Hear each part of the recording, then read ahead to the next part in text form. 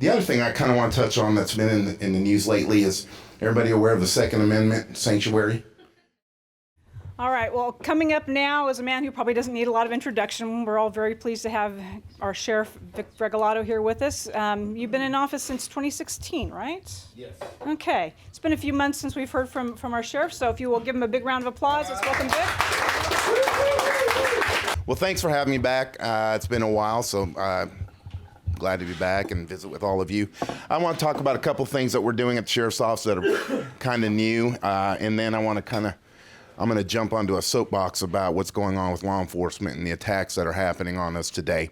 But first and foremost, one of the things that we just entered into, you may have seen it on the news yesterday, it's called Handle with Care, and I kind of want to, if you haven't, I want to talk to you a little bit about it because I really think that this is going to be an outstanding program, especially for our kids.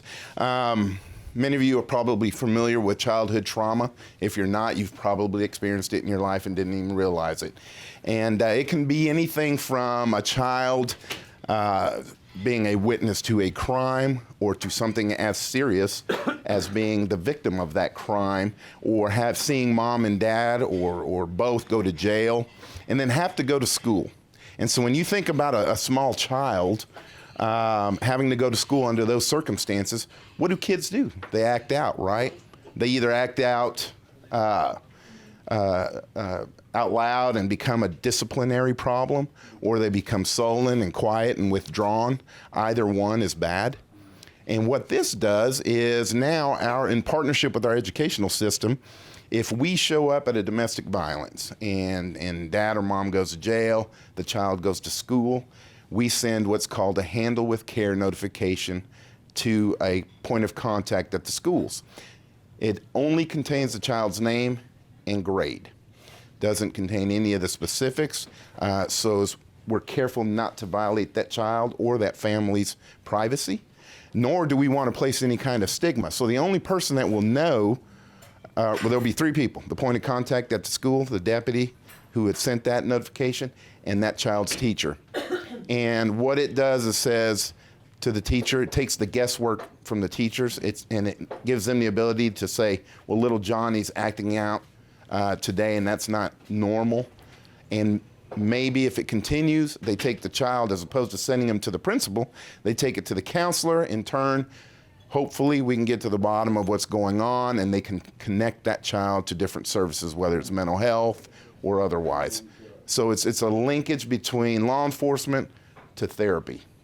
And it could be just nothing. You know, some children are very resilient, and if it wasn't a big deal and for the next 48 hours they're fine and little Johnny doesn't act different and everything's fine, then everybody's okay. Nobody finds out about it. They're not storing the Handle with Care notifications, so there's nothing there that follows the child throughout their school year, age years. So it's a wonderful program. I think it's going to spread like wildfire. We are the third law enforcement agency to implement this program, and the first on this side of the state. And I know TPD is already involved with talks with TPS to do it, so it's a wonderful program. And I want to let you folks know all about that. Go right ahead, sir. Yep. Anyway, so that's a new program, and we think it'll be successful. We hope it will be successful. And if not, you know, it was something as simple as creating a communication pathway, and that was it. So it didn't cost millions or any taxpayer money, and I think the benefits certainly are going to be there. Next, I was asked about a needle exchange program that is currently being sent over to the Capitol. So let me explain. Anybody familiar with the needle exchange programs? Okay. When they first came out, they started in Seattle, so you can imagine it was a disaster. It enabled addiction, and people were simply just getting their needles switched out. It has evolved since then. It accomplishes two things.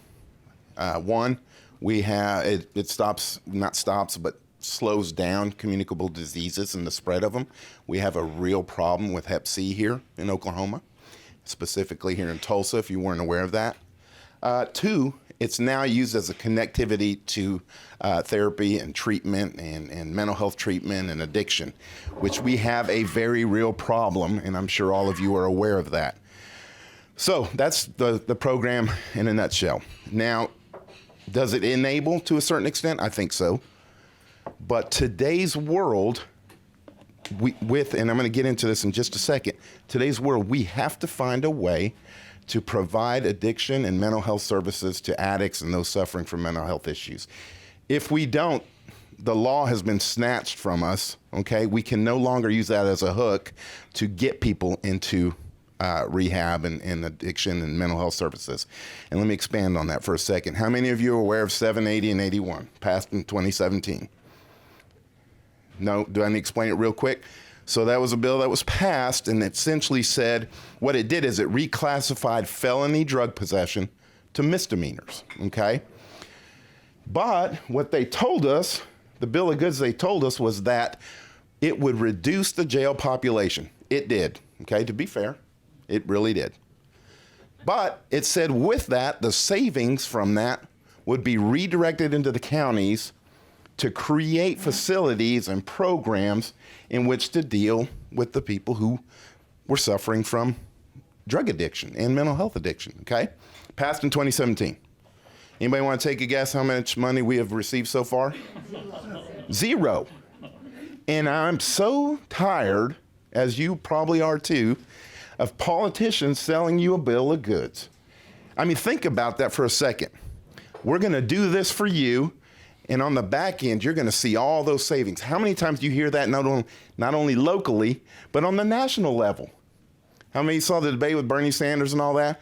How are you going to pay for that free health care? Oh, it's going to be great for everybody right here. You're going to love this. How are you going to pay for it? Well, all the savings from the premiums and all that's going to be saved. You're going to have all this money over here. It's the same thing time and time again. Sheriff Regalado, what it did increase was the homeless population. It is, and I'm going to get to here in a second. I'll try and be respectful of your time.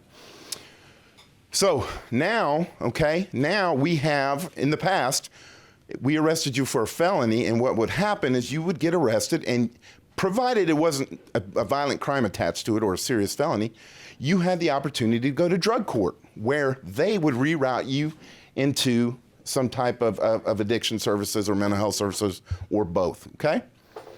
Now, because it's only a misdemeanor, now those arrests, they're not taking the drug court. They're just saying, I'll take the jail part of it because we're letting you right back out. What do addicts do when they leave the jail? They go back into that life of addiction, right? And when it continues to spiral, what happens then? Burglaries start to go up. Those quality of life crimes start to shoot through the roof. Yeah. And if you've been downtown lately, you've seen the increase in the homeless population, okay? And don't let them lie to you. I'm telling you that we've had homeless for many years. If you remember a time where we didn't have homeless, let me know. But we've had them, right? And for 25 plus years, I've been in law enforcement here, so I know the faces. The difference in the last 2 years is that they're different every day. And many of you know where the sheriff's office is at. We're kind of in the hub of that migration from Iron Gate down to downtown and back. So I see them all the time. Different faces every day. The difference is, and this just happened 2 days ago, and I saw it, so I'm telling you it's the truth, is the difference is now we have a brand of homelessness that is a criminal element, okay?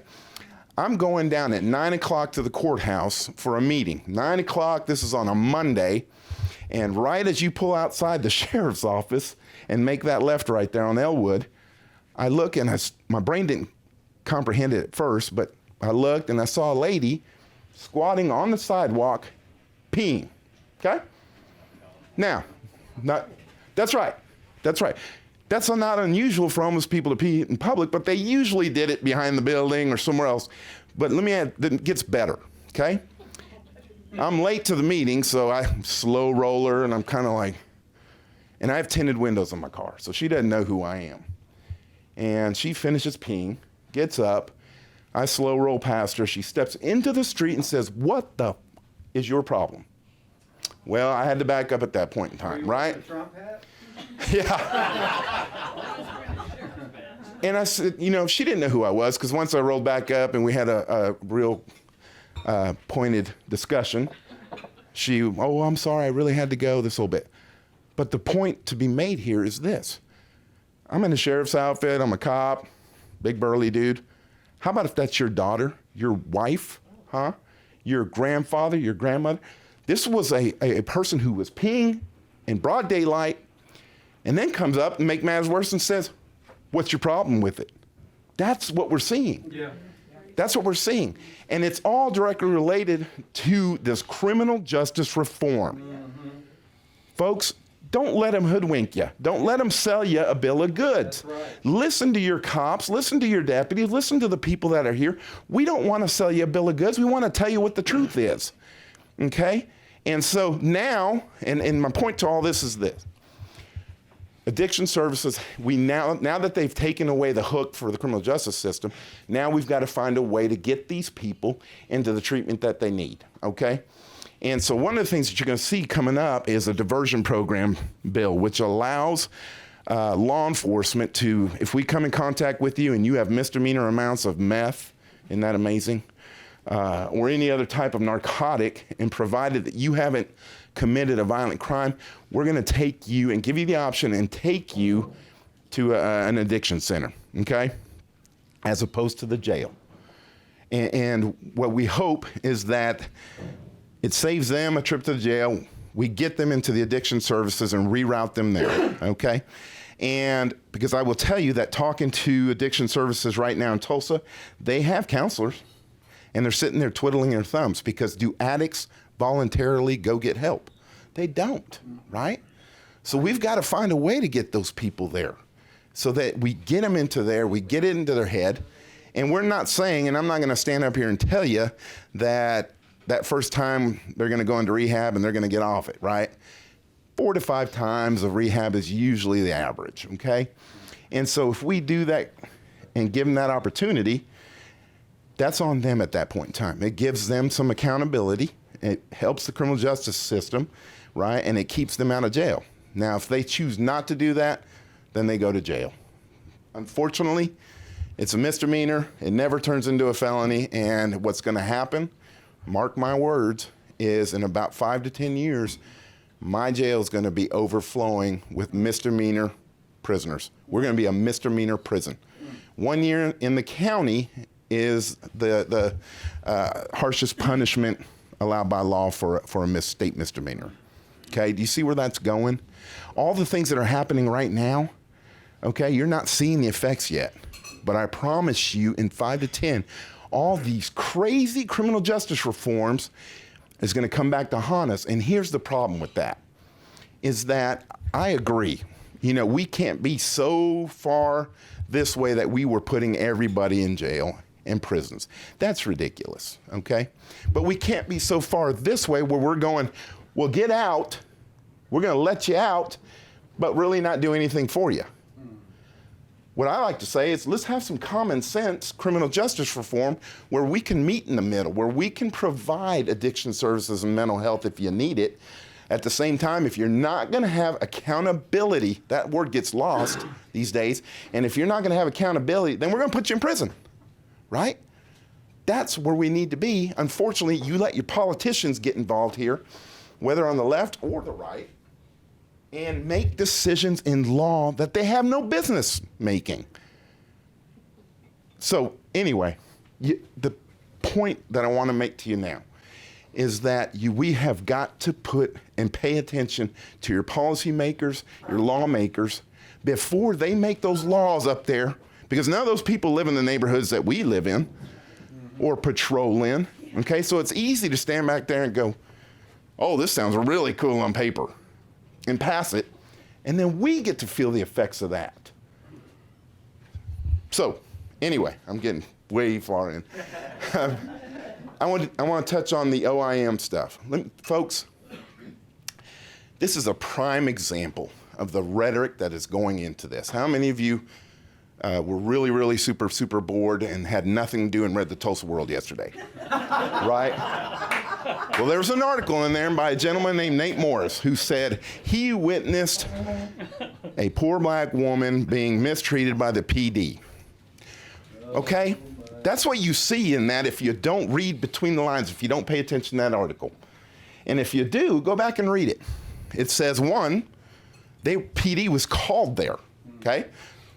We don't just show up, and hang out, and, because we want to do this. You don't stalk them? Exactly. We got called there. So when we get called, we have a moral, legal, and ethical obligation to show up. And then we find out what's going on, right? And so when you continue to read it and get past the rhetoric, they make contact, they give this lady a ride home. That pretty simple. Guess what? That's done a bazillion times a day in this city and county of Tulsa by your law enforcement. Think about this, thousands upon thousands of contacts with our citizens on a weekly basis, okay? And when you add that through the year, that's a lot of contact with our citizens. And you're hearing about 1 to 2 stops that, first of all, had no substance to them, right? But you have a media and you have a paper and you have a few people that are afforded the loudest voice. And I suspect it's always been like that. The difference today, though, is it's got some teeth to it. And unfortunately, they're making some very negative impact on you as citizens. And what I have told everybody is that the overwhelming majority of people in Tulsa support their law enforcement, support what is right, right? We all who doesn't want to live in peace and prosperity? So to think otherwise is utterly ridiculous, okay? Now, with that being said, if the overwhelming majority of people support your law enforcement, why are we having this conversation? You know why? Because we've remained silent, the silent majority, and we've allowed these people to get out, bombard our social media, impact our children, and we've stayed quiet because typically we just want to, we want to live in peace. We want to go to work. We want to take care of our families. And there's nothing wrong with that. But in today's world, we've got to start thinking above and beyond that. We've got to start coming out and saying no. Amen. No, politicians, you're not going to do your job. That's the city councilor's job to say, look, folks, we've already done this, okay? We don't need to put it to a vote of the people. We don't need to do this and get petitions. Read it, look at it. Oversight, fine, you want oversight, get it. But this is not that. We want power so we can dismantle your law enforcement. Dismantle it. And that is what is happening across this country. Enough's enough. You gotta stand up. And the only way you do that is, one, get a hold of your elected officials and put pressure on your elected officials. And I'm an elected official, folks. There'll be a day when I may screw up and you're gonna put pressure on me, and that's fine. That's what we were elected to do. Your politicians should not be working to get reelected. They should be working to do the things they said they would do and what you want them to do. So, that being said, I spent 20 plus years with Tulsa Police Department. As a Hispanic American, both my parents were from Mexico, I don't tolerate racism. Do I look like a gentleman who will allow you to say something racist or do something racist in front of me and not have a response? I'm not, right? What I did see in 20 plus years is men and women, regardless of their race, put their lives on the line so many times. I could take your whole day up telling you about everything that I've seen, in every community. Whether it's north, south, east, or west Tulsa, your law enforcement, day by day, puts their lives on the line for you. And that's a fact. That's a fact. Not claiming we're perfect. We got a lot of knuckleheads, right? And I suspect any organization in any part of the United States has their share of knuckleheads. And we try our best to get them out. Sometimes we're really good at it. Sometimes we're really bad. But to believe the rhetoric is purely insane. Purely insane. So thank you for the support that you give law enforcement, whether it's deputies, officers, I don't care. Small town, big town, your law enforcement needs your support now more than ever. Now more than ever. Next thing I want to touch on, any questions so far? Yes, sir. You're a lot better speaker than you used to be. I got angry.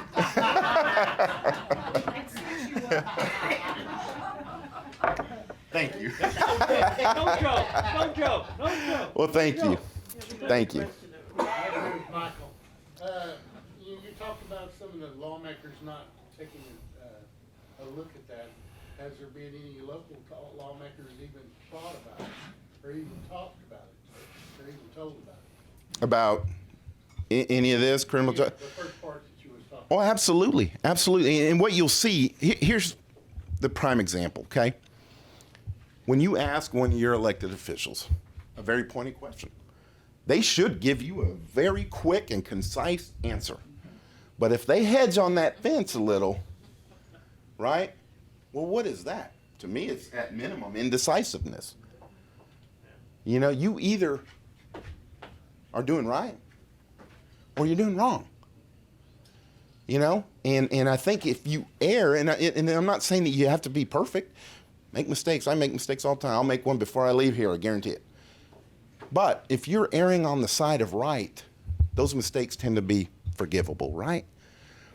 So anyway, the other thing I kind of want to touch on that's been in the news lately is, everybody aware of the Second Amendment sanctuary? Okay. First and foremost, let me be abundantly clear, okay? As I took office, I took an oath. And it was basically, nutshell version, abide by and defend the United States Constitution. That's the law of the land. The next tier is the state of Oklahoma. And at the bottom of that is county and local charges, right? So it should be made clear that one, your sheriff here in Tulsa County, me, respects and abides by the United States Constitution. I will defend it with my life if need be. And any infringement thereof, illegal infringement thereof, won't recognize and won't be enforced. I will tell you right now that if ever, and I don't think, I hope not, I pray not, but if they ever say, go snatch U.S. Citizens' guns, you're going to either see me resign or say no, and I'll probably be in jail. So come bond me out. I hope. Thank you.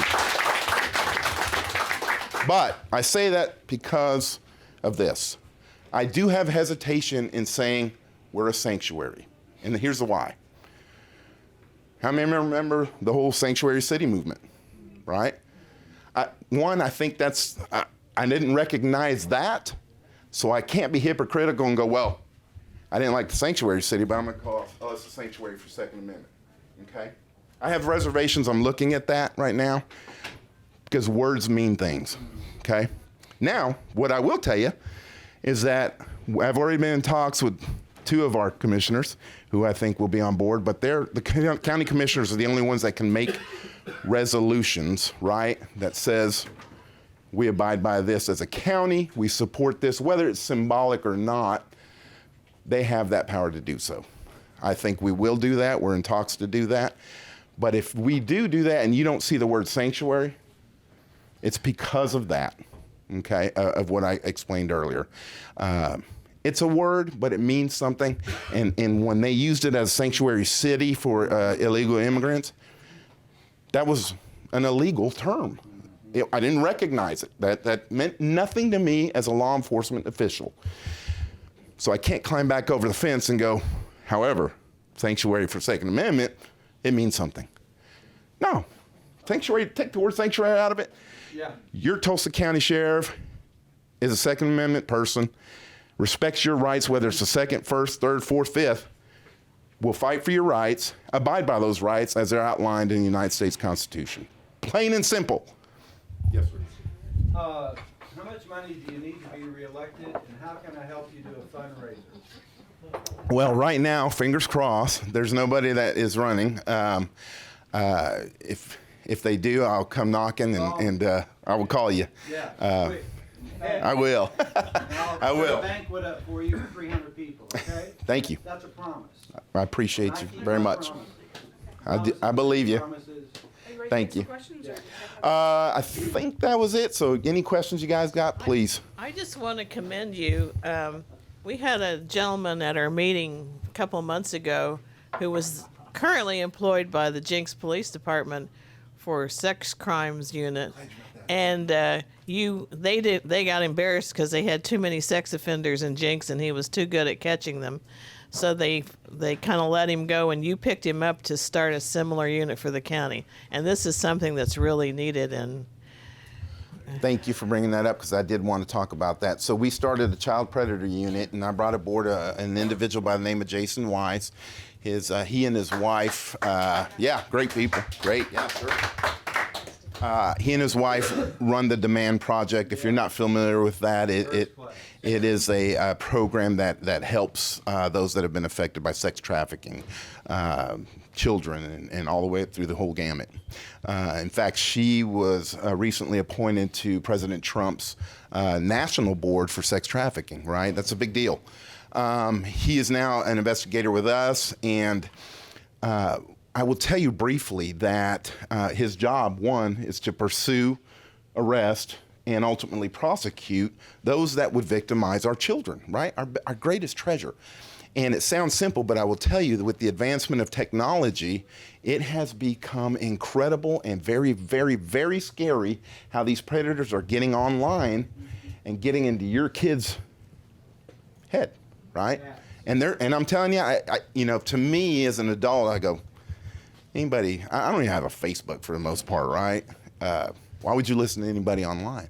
But remember, these are kids, and these predators are pretty darn good about reeling you in. And once they got you, boom, it's trouble for your kids, right? And he just started a month ago. To give you a grand scope of this, he started a month ago.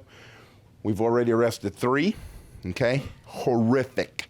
The last individual had videos of baby rapes. Folks, if that doesn't light a fire under you, I don't know what will, right? Those are the people that are out there, and the internet is allowing them. We're not limited to here in Tulsa, okay? These individuals are coming. We just had another one that was victimizing our children here on the internet from Canada. Yeah, that's right. Right? So the internet has allowed these predators to really expand. So we got to be on top of that stuff. And I'll tell you, I think I might still have a MySpace. That's how advanced I am, right? So it takes a certain special person who can keep up with all the sites and all the social media. And Jason did that, and that's why he was available. I talked to him, we brought him over, and has done a phenomenal job, not only in pursuing these criminals, these animals, right? But more equally important, educating our kids. Got to get to those kids. And the one thing I'll leave you with on that is when we educate and talk to groups, one of the unfortunately tragic things that I hear from parents is, my child has privacy and I don't want to violate that. I don't know about you, but had I told my dad my room was my private sanctuary, he would have privately buried his foot in my behind, right? But all joking aside, I would much rather your daughter, your kid, your granddaughter get mad at you for about an hour because you looked in my phone than have a lifetime of regret because they've been victimized. Yeah. Think about that for 1 second, right? And let that sink in. So anyway, thank you for bringing that up because that's so important and such an important thing. Anyone